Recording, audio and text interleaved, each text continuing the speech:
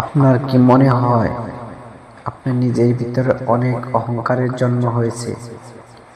আপনার কি মনে হয় আপনি অনেক ক্ষমতার অধিকারী?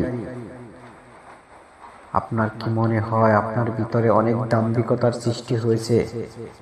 তবে আপনি তাকিয়ে দেখেন ওই কবরের দিকে, যে কবরের ভিতরে আজও হাজার হাজার লক্ষ লক্ষ দাম্ভিক অহংকারী মানুষ আজ শায়িত আছে, যাদের অস্তিত্ব আজ মাটির সাথে মিশে গেছে। কই তাদের অহংকার? কই তাদের ক্ষমতা? কই তাদের দাম্ভিকতা? সুতরাং আসেন, ক্ষমতা, দাম্ভিকতা এবং অহংকার একমাত্র আল্লাহ রাব্বুল আলামিনের জন্য, যিনি চিরস্থায়ী, চিরঞ্জীব, যার কোনো ক্ষয় নেই। আল্লাহ রাব্বুল আলামিন আমাদেরকে এই অহংকার, ক্ষমতা এবং দাম্ভিকতা থেকে দূরে থাকার তৌফিক দান করুক। আমিন। আসসালামু আলাইকুম ওয়া রাহমাতুল্লাহি ওয়া বারাকাতুহু।